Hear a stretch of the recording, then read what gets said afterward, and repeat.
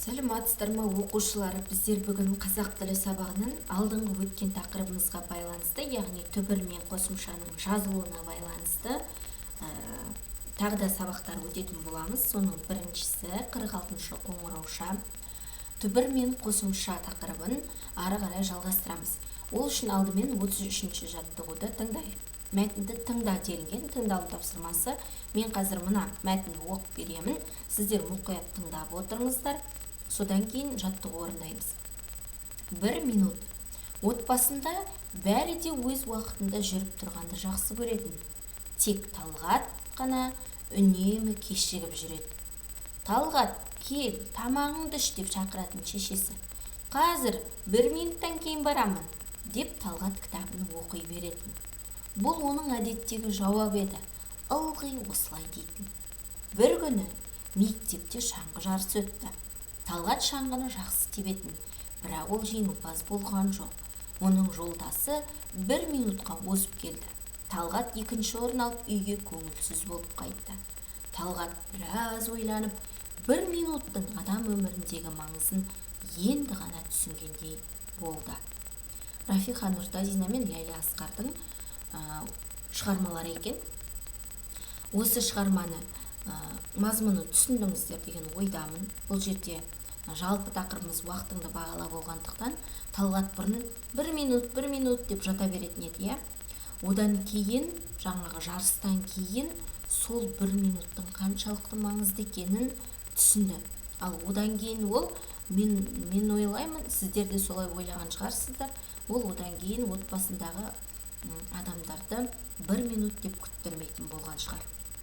Себебі ол сол 1 минуттың 60 секундтың қандай үлкен маңызы бар екенін түсінді.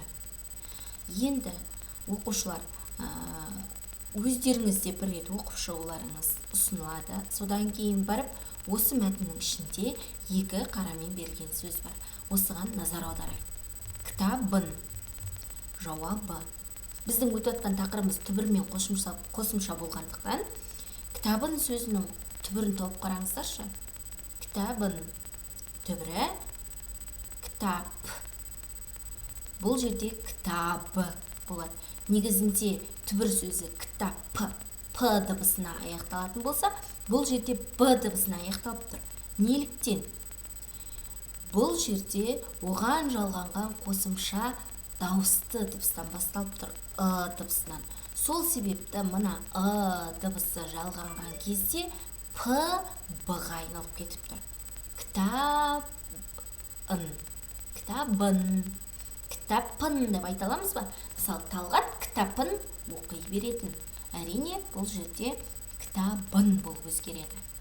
Түбірі кітабын, бұл қосымша. Қосымшаның ішінде әрине жалға, өйткені ол түбір сөздің мағынасын өзгертіп тұрған жоқ.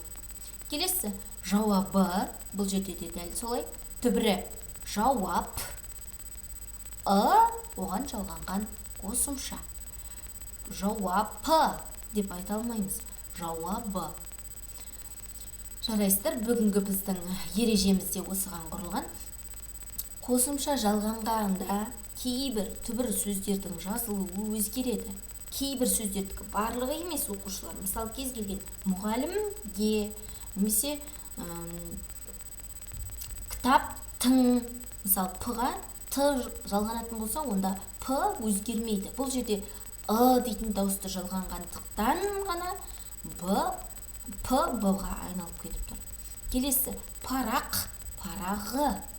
Егер парақпен немесе параққа сурет салды дейін десек, онда қ өзгермейді. Бұл жерде ының әсерінен, жалғанған қосымша ының әсерінен қ дыбысы ғ дыбысына өзгеріп кетті. Ал енді мынандай да сөздер кездеседі. Әріп, әрпі, халық, халқы. Бұларға да жалғанған, жалғанған. Жалғану кезінде дыбыс өзгермеген, тек қана алдыңғы дыбысы түсіп қалған. Мысалы, біз әріпі деп айта алмаймыз. Әрпі. Келесі, халықы деп айта алмаймыз. Халқы.